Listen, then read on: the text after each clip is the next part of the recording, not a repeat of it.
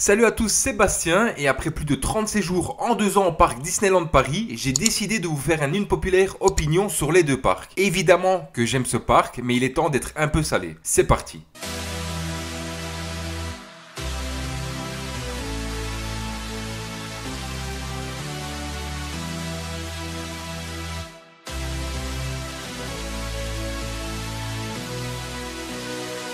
Les parcs Disneyland Paris manquent de diversité culturelle dans leur représentation, en privilégiant principalement la culture américaine, ce qui limite l'expérience pour les visiteurs du monde entier. Les prix des billets d'entrée sont excessifs et ne sont justifiés en rien par rapport à ce que le parc offre et ne correspondent pas à la qualité globale de l'expérience. Si vous partez plus de 3 fois par an à Disneyland Paris, et vu le peu de nouveautés proposées aux guests, il sera difficile de faire plus de 2 jours d'affilée sans ennui. L'attraction web est la plus grosse déception de ces 10 dernières années, mais possède le meilleur pré-show des deux parcs. Crush Coaster est une attraction surcotée. Mis à part sa thématisation, les mouvements dans l'attraction sont beaucoup trop brusques, font mal, elle n'est pas confortable et le temps d'attente est injustifié. Le Land Avengers n'est pas en harmonie avec le reste du parc. Les prix des billets, de la nourriture et des souvenirs à Disneyland Paris sont exorbitants et ne correspondent pas à la qualité globale de l'expérience. Depuis quelques années, le parc studio anéantit que ce soit sur l'ambiance globale, attraction et spectacle le parc principal. Disneyland Paris devrait réduire sa dépendance à l'égard des saisons et des événements spéciaux pour offrir une expérience de qualité tout au long de l'année.